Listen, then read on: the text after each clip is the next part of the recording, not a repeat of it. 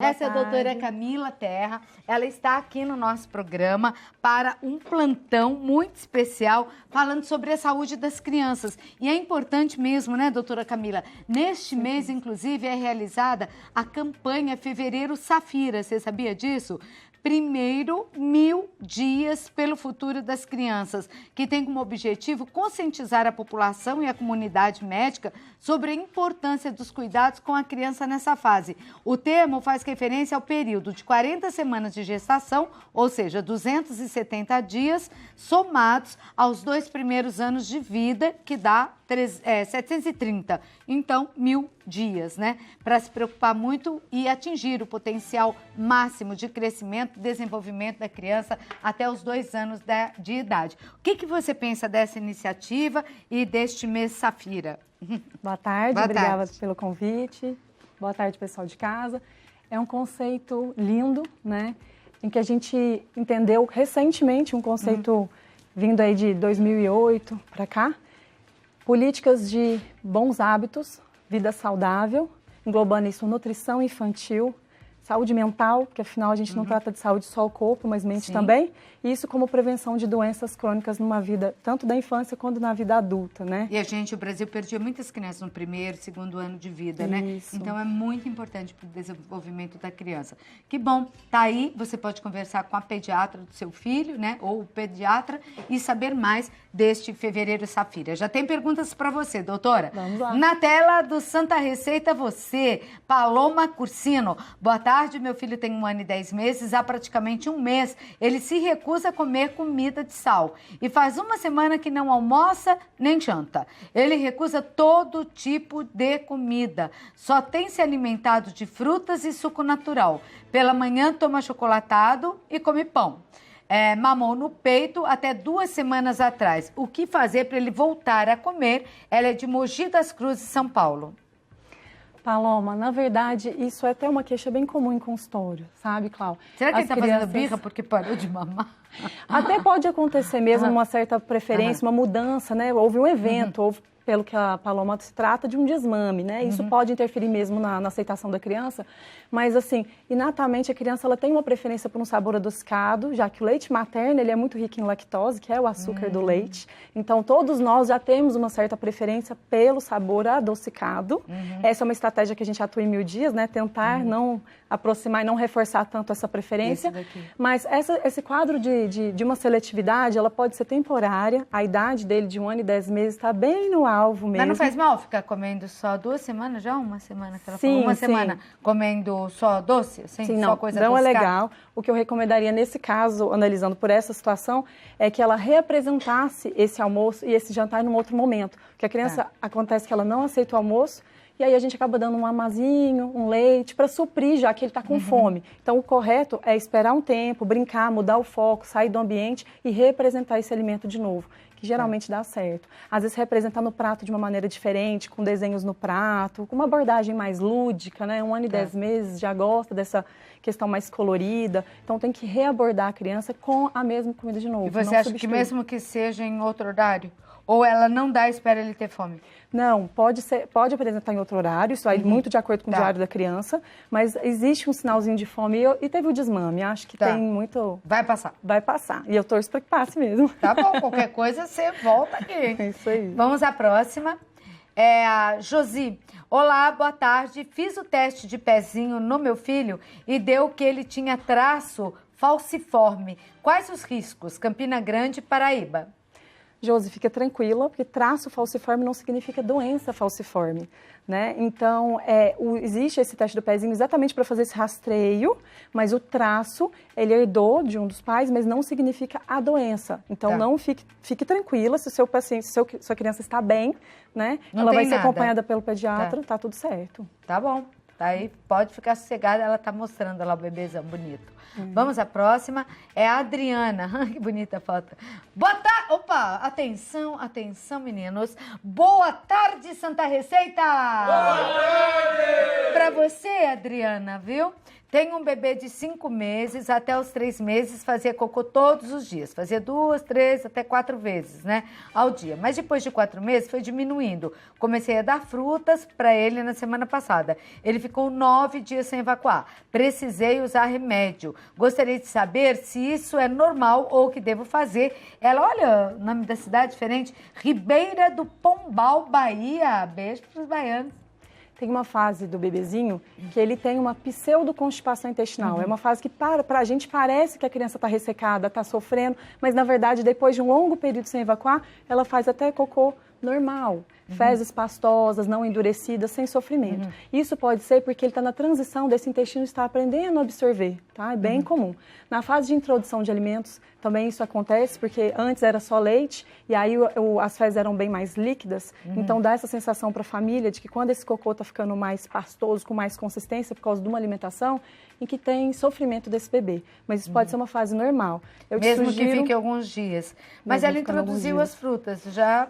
Tem frutas que ajudam a acabar ressecando o bebê, tem frutas melhores que têm mais fibras, como manga, como melancia, que são mais hídricas, tem mais água, né? Às vezes evitar um pouco a banana, evitar uma maçã geralmente resseca bastante, né? Ofertar mais água, né? E aí certificar todo o restante do contexto dessa criança. Mas existem crianças que passam por esse momento e é transitório, é considerado normal, né? Tá. Mas tem estratégias aí para melhorar, dependendo de cada situação. Que seria através das frutas, mamão... Isso, mamão, ameixa. A gente coloca aquela ameixa preta em molho de água. Às vezes oferece aquela água para a criança. Se a criança não gosta muito daquele sabor da água, a gente acaba fazendo, se ela usa fórmula, ofertando a mamadeira com aquela água, ou misturando em outro suco. Mistura essa ameixinha preta com mamão, com bagacinhos de laranja, que aí vão ser uma carga maior de fibra, ajuda mais. Bom. Então, para você, Adriana, beijão pro pessoal de Ribeira do Pombal, Bahia. Vamos à próxima.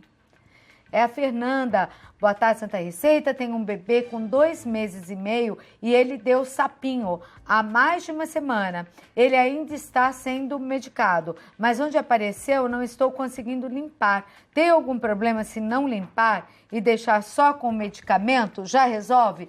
Ela é tua conterrânea, isso é na Mineira, doutora? Sou mineira, é de Cláudio, Minas Gerais, a Fernanda. Sapinho, fazia tanto tempo que eu não ouvia falar em sapinho. Mas tem bastante, viu? Fernanda, fica tranquila, é comum ter essa dificuldade de limpar.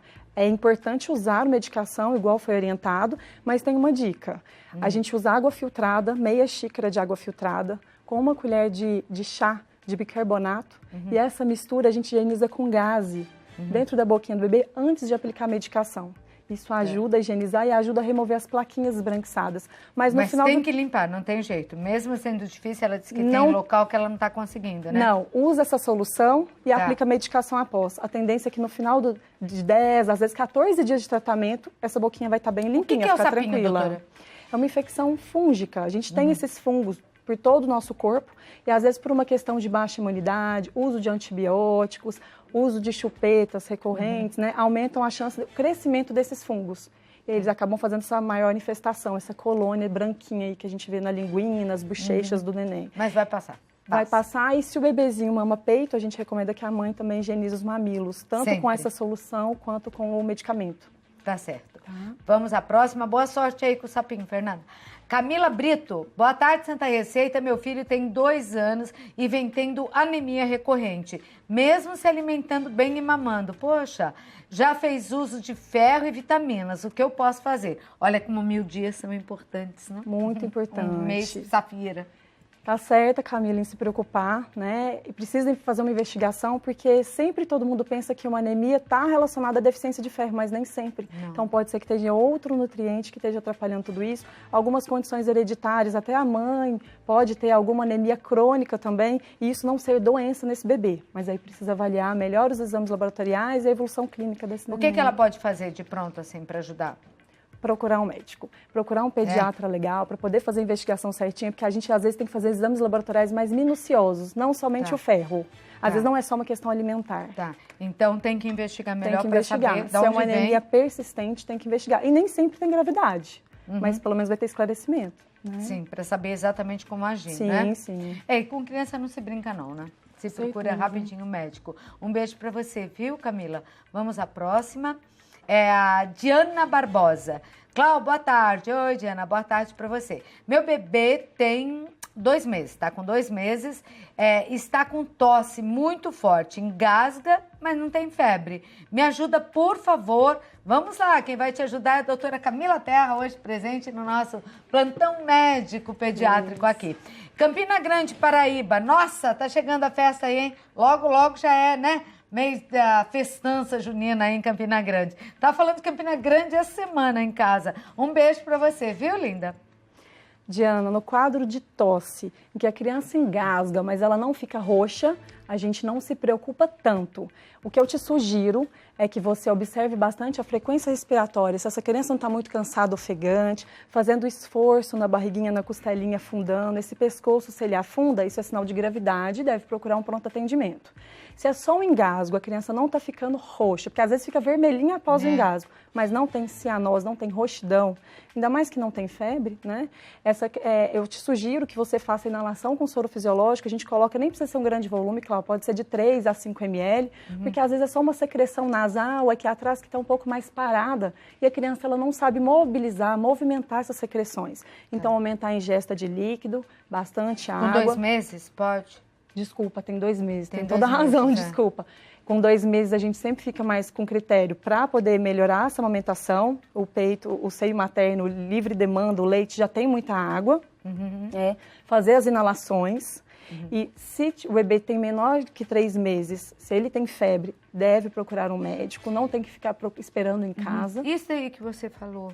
De desconforto respiratório. Quando ele está tossindo? Não, mesmo sem tosse. O bebê acabou a tosse, parou de fazer esforço, Tá. mas está respirando e está puxando. A gente chama isso de retração de fúrcula external. Tá. Afunda puxando aqui. Bastante. Isso é sinal de que a criança está fazendo muito esforço com essa Pra caixa respirar. torácica para respirar. Isso é um Aí, sinal imediato de alerta. Vai pro médico. E a barriguinha também? Barriguinha Se também, puxa. costelinha fica bastante afundando. A gente às vezes chama isso um evento de balancinho, que a criança fica se movimentando. É diferente do habitual, né? É bom ensinar isso para as mães, É, né? Que é um já sinal- podem correr para o médico. É um sinal de alerta, mas Tá com certo. certeza, com E 2 o que meses mais seria inalação, mãe faz né? é olhar pro filho, né? E reconhecer que não tá bem, né? Se tá dormindo, olha para ver se tá dormindo mesmo. Se tá Fica lá, respirando. toda mãe acho que faz isso, né? Com Para ver se certeza. está respirando, porque se dorme um pouquinho a mais, você já fica preocupada, né? Mas o importante é a cor, né? Tá. O bebê, Não ficou roxinho. às vezes tem uma respiração um pouquinho irregular, especialmente quando é recém-nascido. Fica até um tempinho sem respirar, mas rapidamente ele retorna. Pode ser irregular desde que ele não tenha alteração de cor, não fica pálido, não fica cianótico, roxo. Isso não é fisiológico do bebê novo. Tá certo. Obrigada, Diana. Beijão aí para Paraíba. Vamos à próxima. É a Cláudia. Ai, que linda, Cláudia. Boa tarde, Cláudia, doutora. Meu filho tem autismo, porém ele é muito seletivo na comida. Se deixar, ele come todo dia feijão. Eu também, eu adoro feijão. Como inserir outros alimentos, sendo que quando oferecido, ele não quer nem experimentar. Feijão, feijão, feijão. Tem uma música assim, né? Feijão, feijão, feijão. Feijão é gostoso, mas não pode comer só feijão, né, Cláudia? Tá certo aí a preocupação da mãe. E aí, doutora? A criançada ama feijão. É. E um dos motivos é porque não tem um cheiro tão exótico, tão diferente, mas é uma consistência líquida. Então, eu sugiro que a Cláudia tente colocar tudo que a gente tem de nutrição, talvez colocar uma couve para cozinhar nesse feijão, uma carninha, né, para cozinhar no feijão, para que a gente consiga absorver um pouco desses nutrientes nesse feijão. Mas depois, com o tempo, que ela vai alterar um pouco o gosto desse alimento. Ela não disse quantos anos tem, né? Sim, o autismo está muito relacionado com esse quadro de seletividade e muitas das vezes é grave e a gente precisa ficar bem acompanhando bem de perto, fazendo suplementação extra, não somente com uma alimentação natural, porque o autista ele tem essa dificuldade, mas muito por uma questão sensorial, uma questão de tato, de texturas, não gostam de muitas coisas pegajosas, às vezes tende mais para o crocante, às vezes mais para o líquido. Então, entender essa criança, Cláudia, entender que o perfil do seu filho está sendo mais para a questão líquida e tentar jogar tudo ali para conquistar o máximo de nutrição dentro desse feijão, mas mais que isso, às vezes um purê mais ralo, mais diluído e tentando diversificar uma sopa, mas assim, muda muito a cor e muito o cheiro e sabor de uma vez, a criança ela acaba estranhando Rejeitando. mesmo. Tem que ser bem devagar, com Tá. bastante cuidado e muita Por paciência. enquanto, para né? não perder nutrientes, taca no feijão. Coloca tudo no feijão. Tira Carne, e dá só o franguinho, feijão. miúdos, né? Às vezes um fígado, tem bastante ferro. Já vai colocando tudo no feijão. Nem que depois tire, né? Mas já tem um pouco de absorção. Tá bom, Cláudia? Boa sorte aí. Vamos à próxima. Hoje eu converso com a doutora Camila Terra, pediatra. É o nosso plantão falando sobre a saúde das crianças. Na próxima semana é a saúde da mulher. Todas as segundas, uma semana criança, na outra nós, tá bom? É a Girlene. Boa tarde, eu tenho uma bebê de 4 meses e ela transpira muito, de molhar a roupa mesmo. Gostaria de saber se isso é normal. Devido a isso, já está saindo até umas bolhas d'água. O que devo fazer? Jaíba, não sei onde é isso, você sabe não? Não conheço. É Minas Gerais. Minas tem muitos municípios, cidades, né? Tem. Gilene, é comum demais bebês terem sudorese excessiva. O que a gente precisa entender, com o acompanhamento direitinho no consultório, a gente percebe isso, é se essa sudorese não me faz preocupar com essa saúde, às vezes doenças cardíacas vão manifestar com outros sintomas e também com uma sudorese, mas aí tem outras questões mais afloradas, um ganho de peso ruim, a criança fica roxinha quando mama e também tem a sudorese. Bebezinho, especialmente os gorduchinhos, suam bastante. À noite deixam a roupa de cama molhada, macacãozinho dos pijaminhas ficam molhados pro suor, isso é normal. Agora, essa questão de bolhas d'água precisa ser examinado para entender se tem associação com essa sudorese ou se é por uma outra questão também e ela está fazendo essa associação. Então, para isso, realmente precisa... Precisa olhar o médico. Porque a catapara não dá umas bolinhas d'água também? Dá, mas aí tem um vermelhidão ao redor. Tá, né? é diferente, ela saberia totalmente identificar. diferente. Tá, Bem mas diferente. precisa ver o que é, então. Precisa, não sei se está associado a essa sudorese excessiva. Tá. De repente, é ela que está fazendo essa associação. Tá certo. Não custa investigar, né, Gilene? Beijo pra você. Vamos à próxima, é a Jaqueline. Boa tarde, Clau. Oi, Jaqueline. Minha bebê tem 7 meses. Notei que a mama dela, do lado direito, está inchada. É normal? Ela é de Sorocaba, São Paulo. Beijo pra você. Jaqueline, pode ser normal. Desde que seja de um lado, a gente chama isso de telar, com aparecimento do broto mamário. Acontece por um estímulo hormonal, ela não citou, mas acredito que ela tenha contato com o leite materno, porque a mãe acaba passando o hormônio feminino para o bebê. E isso pode acontecer sim, desde que vá acompanhando e não tenha aumento ou aparecimento do outro lado, e desde que isso também não vai acompanhando de outros sinais, como por exemplo, pelos, espinhas, que isso não é normal, né? Mas pode acontecer em situações mais críticas. Em crianças pequenas. Pode. E isso tem que ser investigado. Mas se é só de um lado e a bebê está bem, evoluindo bem... Porque se for dos dois já não é legal? Não é tão comum ser por esse motivo. Pode acontecer, mas aí o tamanho já é menor, não é um tamanho tão grande. Aí o motivo já pode ser outro. Pode ser outro. Pode ser por excessos de hormônios, mas não que venham da mãe para o bebê. Que seja produzido mesmo pelo próprio neném. Tá bom. Então, por enquanto, tudo normal, tudo só normal. fica observando. Acho que como ela não deu descrição de outras coisas, deve ser só isso. Se for só isso, é só acompanhar mesmo. Tá bom. Tá bom, Jaqueline? Vamos à próxima. É a Juliana. Boa tarde, tenho uma filha de 5 anos. Ela refere a uma dor abdominal sempre que ingere líquidos, ou pela manhã quando toma chá. Logo em seguida verifiquei a caixa d'água, imaginando que fosse a água, e fiz limpeza, porque ela ainda continuou referindo a dor. O que pode ser isso? Ela pergunta. Juliana, não deve ter nada relacionado à água, tá? A dor abdominal, ela pode ser recorrente, ela pode ser frequente em crianças e isso não tem uma causa específica, mas é importante certificar que o hábito intestinal esteja normal, que ela não tenha dores para urinar e às vezes crianças, é que ela já tem 5 anos, ela já sabe conversar bem, mas tem crianças que às vezes podem apresentar até uma infecção de urina com única manifestação, a dor na barriguinha, tá? Fazer os antiparasitários, né, os remedinhos para verme, como rotina, não por conta de uma dor abdominal, mas às vezes seria necessário. Mas mais que isso, às vezes ela está associando ao chá, depende da erva, isso pode ressecar um pouco o intestino da criança e essas fezes saírem mais ressecadas. Então, às vezes a criança evacua todos os dias, mas a consistência não é adequada para aquela criança. Isso provoca dor abdominal? Com certeza. E dores importantes, e às vezes com idas ao pronto atendimento com recorrência. Então, é legal certificar tudo isso, mas provavelmente não é da água da caixa. Mas do chá pode ser? Pode sim. Bom, boa sorte para vocês aí, para você e para sua filhinha. Por hoje é só, mas ela volta e a gente continua respondendo aqui os WhatsApp que chegaram, né? Devem ter chego muitos, não? Geisa, ficou muita gente de fora? Ah, que pena, me dá uma pena, viu? Quando não dá para responder todo mundo. Mas ela volta e a gente... Aí você pode... Aí você já sabe, não segunda-feira que vem, na outra segunda. Aí você manda bem cedinho a sua pergunta, tá bom? Eu quero deixar aqui os contatos da doutora. @ no Instagram, DRA Camila Terra. Tá aí, ó. Doutora Camila Terra, @ doutora Camila Terra. Você tem no site artigos, Camila?